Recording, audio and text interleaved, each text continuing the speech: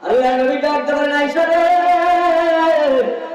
একটু গোসল করায়া দিবানি।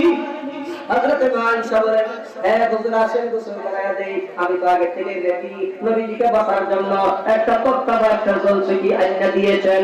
নবীজি তক্তা বা জলচকির উপরে উঠে যখন বসেছেন, হযরত মা আয়েশা নবীজির মাথার মধ্যে যখন পানি ঢালতে লাগলেন, আল্লাহর নবী লক্ষ্য করিয়া দেখে গোসলের পানির মধ্যে রক্তের মতো কি যেন দেখা যায়।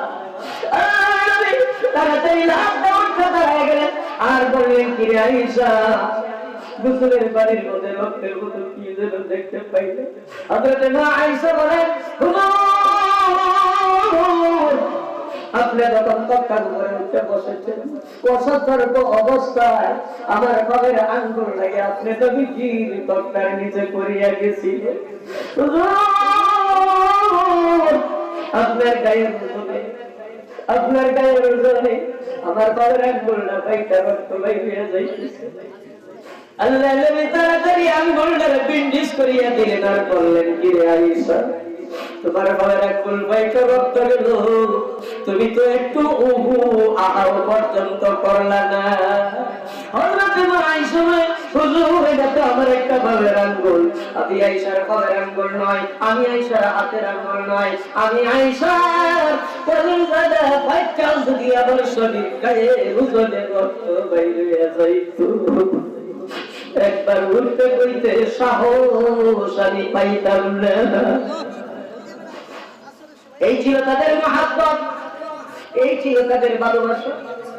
আমাদের মহব্বত আর ভালোবাসা বাবা সব খাইয়া শেষ করলো মার্কেটে আর পণ্ড পীরের গোষ্ঠীরা। কথা ঠিক না? আরেকটু ধরে কোন এই জন্য না বললে একটু বলে যায়, বাদু করিয়া কান লাগাইয়া শুনে রাখো। যার চক্ষু আছে বুঝতে পারে না চক্ষুর যে কি দাম, স্বামী যার আছে বুঝতে পারে না স্বামীর যে কি দাম। মাগো, স্বামীর মতো বড় সম্পদ মহিলাদের জন্য আর কিছু। এই জন্য মা বোনদেরকে বলে যাই, প্রাণ করিয়া স্বামীর রাখবো।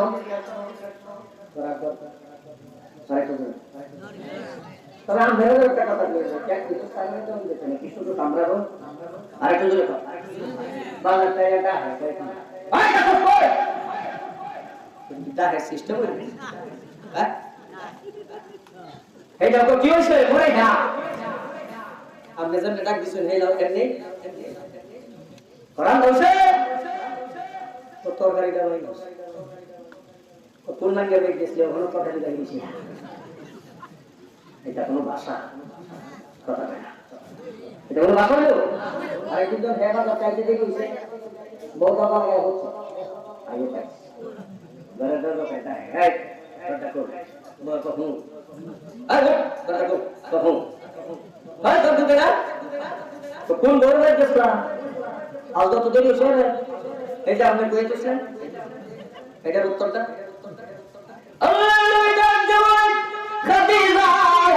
রান্না হয়েছে হযরত খাদিজা রাদিয়াল্লাহু আনহা ডাকতে বললেন, ইয়া রাসূলুল্লাহ ইয়া হাবিবাল্লাহ, যথাসময়ে রান্না শেষ করতে পারি নাই। হযরত খাদিজা ভয়ে কাঁদতেছেন। নবীজি বলেন, কাঁদো কেন? যথাসময়ে রান্না শেষ করতে পারি নাই এই জন্য ভয়ে কাঁদতেছি। আল্লাহর নবী বলেন, ভয়ের কোনো কারণ নাই, কি বাকি রয়েছে বলো? কয় তরকারি বাকি রয়েছে। আল্লাহর নবী বলেন, তরকারি বলে আনো, আমি বিশ্ব নবী তোমার তরকারি একটা সাহায্য করে দেই।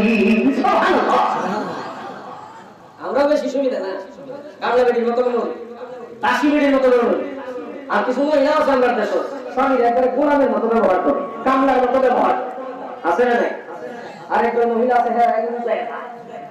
আমরা এই দিক মতো নাই নাকি? আমরা পুরো দলের কথা বলি। একবার বহু দুই দিয়া সব টাকা কিন্তু যায় কোনটা সবটা। আমি একদিন বয়ান করে গিয়ে দেখি ছোটদারে বরাক পাশে কি মা বরাক পাশে ঘোরা দেয়া ফিটা নিচে ফিটাই কাছে আমার ম্যাডামের কইতাছে, ভাই অনেক কান ধরে মারতাছে, আমরা যদি একটু যাই খাই একটু ফিরাই খাই। আমি বলো আমি জীবনে এগুলি যাই ঝামেলার ধারে কাছে যাই না, আমার একটু তাই ডিস্টার্ব করলো না। তো ভাই ভাউডির ধরে কইলাম একটু যাও ওখান কোন কি হতো হল না চিন্তা করলাম মাঝে মাঝে বলতে তত মানন না উনি এত মতো কইতাছে যদি না যায় ঘরে যদি হেই আমার লগে বলছিল ঘরে আমার তো শপথই বলতে কি কথা ঠিক না বলতে তো কি করে সবাই ঠিক না বিশ্ব নবীর বিবির মতো বিবির আগুনে গাল গোলাইতে পারে আপনি আমার বউ গাল গোলাই বইটা তো কোনো ব্যাপারই না আরে কত রাখুন নবীর বউয়ের মতো বউরা যদি নবীর লোকে গাল গোলাইতে পারে আপনি আমার বউ কিছু গোলাই বলে কি কথা ঠিক না পরে গেছি কেউ বউয়ের কথা অনুযায়ী গেলাম দূরাত থেকে মহিলা আমারে দেখছে দেখে আমারে কই দিত বাবা তোর ভাউটি ধরে কই তুই গিরাস না কিন্তু এই যে ভিড়ানি খাইতেছে তার হয়ে কি কর তো বাবা তোর ভাউটি ধরে কই তুই গিরাস না এই গোলামের বুকে মাথা রেখো চিন্তা করছো কি চেরা জাতি কি উদাও রাখা মাত্র সব মাত্রারি ঘটে গেছে হেলো কবর দিয়েছে আমরা তো মাত্রারি ঘটে নিয়েছে বহুত নদী করে মারা গেছে কত করে কত পাইছে কারণ পানিটা পূর্ব দিকে মাত্র উত্তর দিকে পশ্চিম দিকে লোকেরা এখন কি মাত্র সব বুঝলাম না আমরা বউ হচ্ছে না পানিটা পূর্ব দিকে আপনাদের পশ্চিম দিকে ব্যাপারটা কি কয়টা তোমরা বুঝলো না তার বলেন না উনি এই বউ যখন আমার যেটা আছে আমি যদি কইছি 100 হ্যাঁ কইছে 332 আমি যদি কইছি রাতের 12টা হ্যাঁ কইছে 342 সারা জীবন যে বেডি উজায় গেছে হ্যাঁ কি আর মরিয়া ভালো গেছে মরিয়া বাবা উজায় যাইতাছে এই ধরনের শ্রেণী মুতাবি মহিলা সমাজ আছে না নাই আছে এ আমার কই দিব ভাই নৌকা চালাইবা মন করে একটু ঘুরে যাও হে মন যে ঘরের দরজা দিয়া নতুন বধূ হইয়া নতুন শাড়ি নতুন গয়নাপাতি করিয়া আনন্দ ফুর্তি করিয়া তুমি ঢুকছো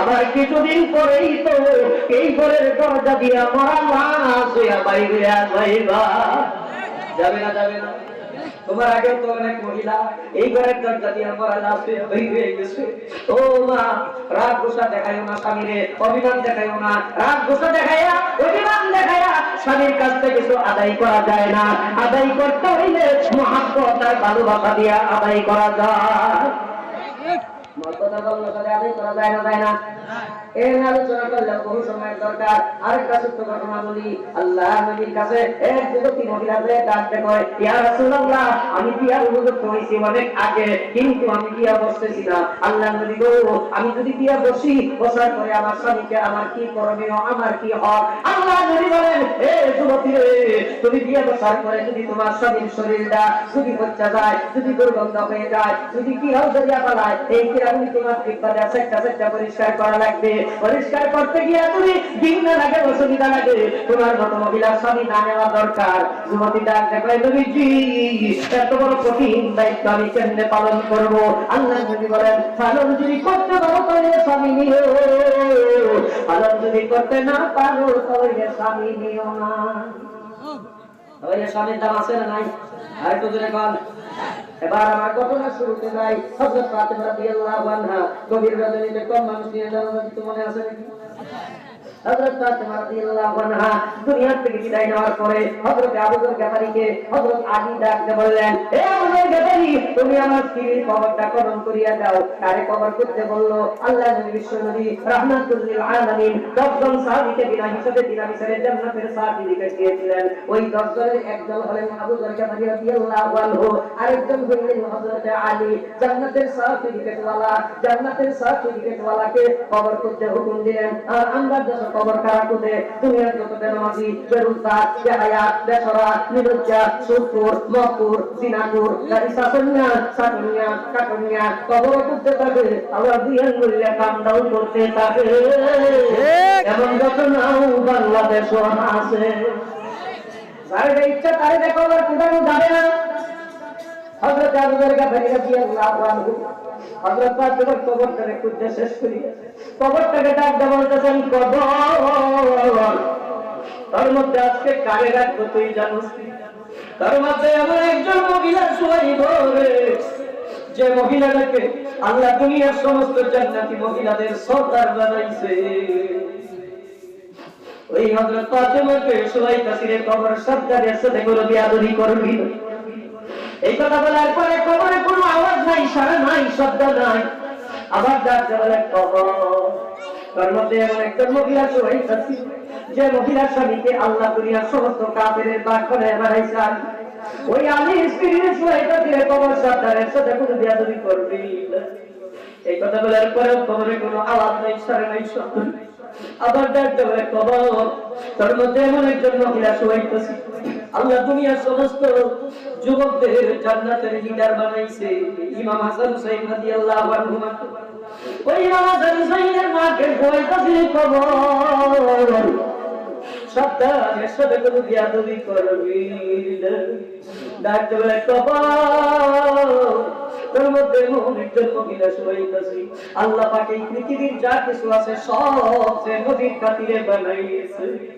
ওই নবীর কলিজার টুকরা নয়নের বুতুলি পাতে করে শোয়াইতেছে রে কবর, সাবধানের সাথে কোনো বিয়াদবি করবি না। এই চারটা কথা বলার পরে কবরের জবান কইয়া গেছে। কবর ডাকতে বলে, হে আবু যর গাবারি কি শোনাও আমারে, হে আবু যর গাবারি কি শোনাও, কি বলে দেখাও। আমি কবর দুনিয়ার সমস্ত জান্নাতি মহিলাদের সর্দার খাতুনে জান্নাত ফাতেমাকে আমি কবর চিনি না, হযরত আলীর স্ত্রীকে আমি কবর চিনি না, ইমাম হাসান হুসাইনের মাকে আমি কবর চিনি না। আল্লাহ নবীর কলিজার টুকরা নয়নের বুতুলি ফাতেমাকে আমি কবর চিনি না। আমি কবর চিনি একমাত্র ঈমানের আমল, ঈমানের আমল দুনিয়ার যে কেউ ভালো করি আমি কবরের কাছে আসি, আমি কবর তার জন্য জান্নাতের বিছানা হয়ে যাব। ঈমানের আমল দুনিয়ার যে কেউ কাজ করি আমি কবরের কাছে আসি, আমি কবর দুনিয়ার কাউকে রেহাই দিব না। ডাইনের মাটি বামের চাপ দিব, বামের মাটি ডাইনের চাপ দিব, উপরের মাটি নিচের চাপ দিব, নিচের মাটি উপরের দিকে চাপ মারবো। একটা হাতের ভিতর দিয়া আর একটা হাড্ডি ঢুকাইয়া হাড্ডি গুলি চূর্ণ বিচূর্ণ করিয়া দুনিয়ার এক কিনারার বাটি কবর কিনারে পৌঁছাইয়া দিব। আমি কবর দুনিয়ার কাউকে রেহাই দিব না। এ মুসলমান, হযরত ফাতেমার কবর থেকে জবাব দিতে পারে, আপনার আমার কবর কেমন জবাব দিবে একটু বুঝতে শুনলে বাবা, কবরে যাওয়ার দরকার আছে না নাই? আর একটু দূরে কোন আছে না নাই? আমরা কেমন মুসলমান? হিন্দুদের বুঝাবুঝি হয় 500 যদি তাহে হিন্দু, 1500 যাই আমরা মুসলমান। মুসলমান একটু লজ্জা শরম টাকা দরকার আছে না নাই? আপনার ওয়াজের মধ্যে দুই চারটে হিন্দু আইছে নাকি? জুম্মার নামাজ পাইয়ে নাকি? ঈদের নামাজ পাইয়ে নাকি? জানাজার নামাজ পাইয়ে নাকি? আমরা একটার মধ্যে তারা পাওয়া যায় না। আমরা যে যাই, আমরা তো তুলা শরম টাকা দরকার আছে না নাই? জাতির পতন যখন আসিবে বানাইয়া, তখন জাতি বিবেক বুদ্ধি সব পেয়ে হারাইয়া দিলে হারা দিয়েছে। মান তাসাদ্দাহা মিন কওমিন ফাহুয়া মিনহু, যার সাথে যার মহব্বত তার সাথেই হবে তার কিয়ামত। সৎসঙ্গে সর্বনাশ, অসৎসঙ্গে সর্বনাশ। সৎসঙ্গে চলে খায় মাথার পান, অসৎসঙ্গে চলে কাটে দুই কান। মাইলে মোমেন সুরে মোমেন নিশাওয়াত, মাইলে মোমেন সুরে মোমেন নিশাওয়াত, মাইলে কাফের সুরে কাফের নিশাওয়াত, মাইলে কাফের সুরে কাফের নিশাওয়াত। মুমিনদের সঙ্গে উঠা বসা করবেন, চলাফেরা করবেন, খাওয়া দাওয়া করবেন, মুমিনরা যাবে জান্নাতে, আপনিও যাইবেন তাদের সাথে জান্নাতে। কাদের বেঈমানি হুদিয়া ছাড়া খ্রিস্টানের লোকে উঠা বসা চলাফেরা করবেন, আপনার ঠিকানা হবে ওদের জাহান্নাম, আপনারও ঠিকানা হবে ওদের সাথে জাহান্নাম। জোরে করে নাউজুবিল্লাহ।